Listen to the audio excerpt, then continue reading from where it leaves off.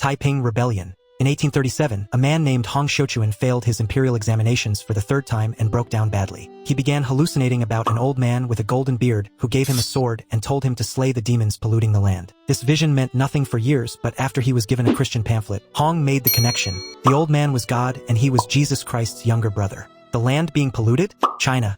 Under the Qing dynasty, the country was reeling from the humiliation of the Opium Wars, crippling taxes, and widespread famine. Hong started a movement called Heavenly Kingdom of Great Peace, and its message gave the poor, desperate people something the emperor didn't: land, equality, and a holy purpose. By 1850, they were a full-blown insurgency, defying the laws of the dynasty. By 1853, they captured the city of Nanjing and named it the Heavenly Capital.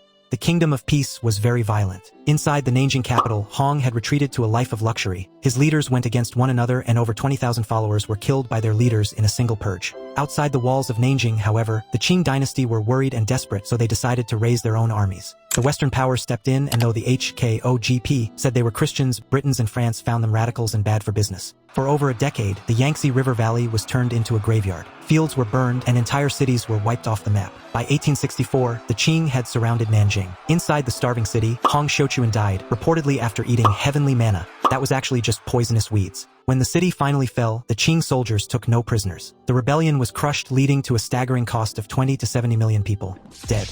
It remains the deadliest civil war in recorded human history and second worst war ever, behind The Qing dynasty had survived, but it was a hollow victory. This event led to the fall of the imperial rule, the decentralization of power in China, the rise of Chinese communist ideology, and the century of humiliation China faced, where China experienced foreign dominance and interference for decades. It also became the hallmark of China's 20th century economic rise.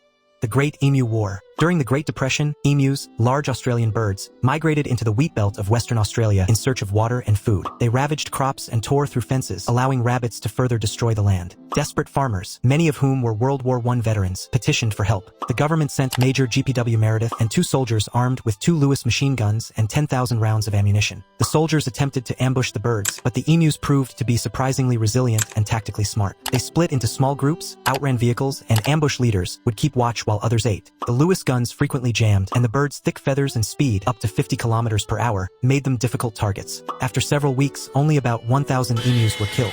Major Meredith famously remarked, "If we had a military division with the bullet-carrying capacity of these birds, it would face any army in the world. They can face machine guns with the invulnerability of tanks." The government withdrew the operation due to the sheer embarrassment. They were mocked by the public, stating how they used weaponry against birds, and lost.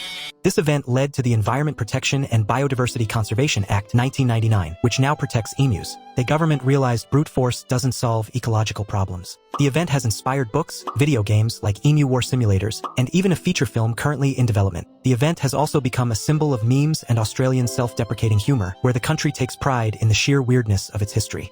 The Great Stink of London. In the summer of 1858, a severe heat wave intensified the smell of untreated human sewage and industrial waste in the River Thames. The population of London was rapidly increasing and the city's drainage system couldn't handle it. This was also when flushing toilets were introduced, and they did not help matters. Instead of being collected by night soilmen, waste was now flushed into old sewers intended for rainwater, which drained directly into the Thames. Between July and August 1858, with the sun reaching up to 48 degrees Celsius, the river levels dropped and the accumulated sewage on the banks began to ferment, creating an unbearable miasma. The House of Parliament, who have ignored the rivers for years, were the first to get a whiff, seeing as they were stationed directly on the banks of River Thames. Lawmakers attempted to soak curtains in chloride of lime to mask the smell. There were serious discussions about moving the entire government out of London. Under literal physical duress, Parliament passed a bill in just 18 days to fund a massive new sewer project. And with the appointment of engineer Sir Joseph Bazalgette, a revolutionary system of intercepting sewers that diverted waste away from the river and toward treatment areas further downstream was built. Joseph's sewer construction became the foundation of the modern engineering standard of future-proofing infrastructure to accommodate growth. Also, there was a miasma theory that people believed which stated that smell could cause disease. This became BS after the stink. The actions to get rid of the stink also accidentally led to the prevention of cholera. The actions taken to get rid of the event greatly reshaped London and led to the Public Health Act of 1875, which forced local authorities to provide clean water and waste disposal, setting a standard now followed by every developed nation. The end of the laissez-faire form of government was partly thanks to the event.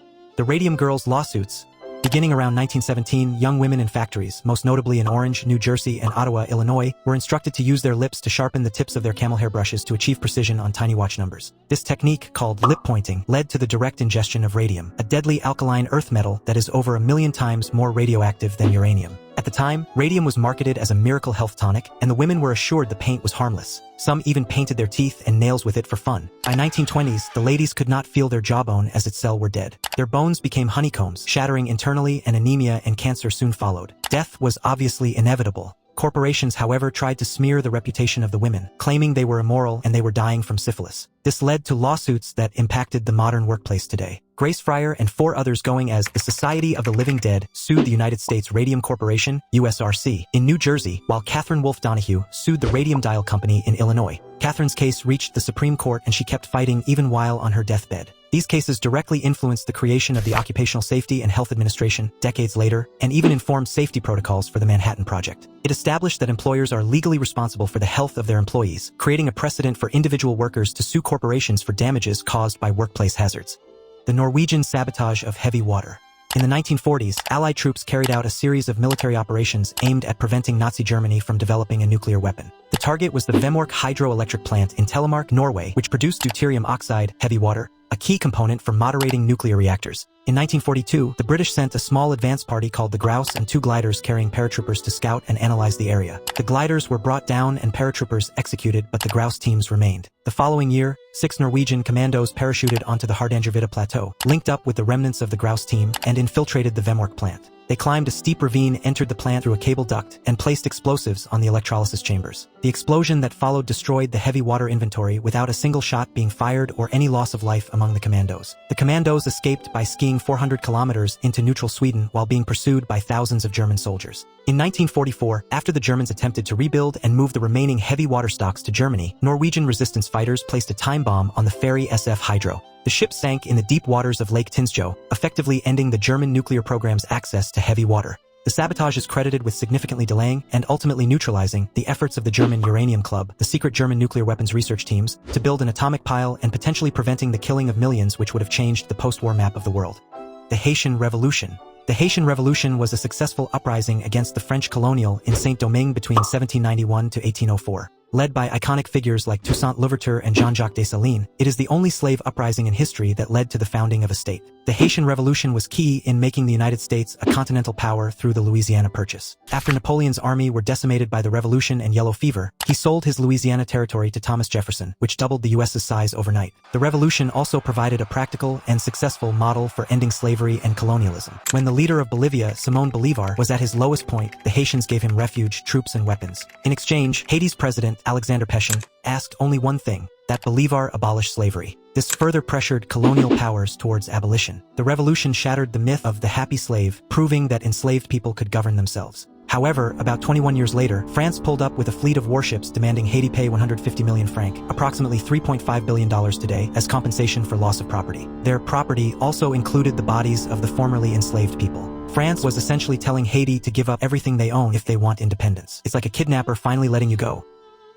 but first suing you for the cost of the ropes, the basement renovations, lost rental income on your own labor, and just about everything he or she lost for kidnapping you. Total BS for real. This extraction of wealth, which experts say cost Haiti $21 to $115 billion, is said to be the reason Haiti remains one of the poorest nations in the world today.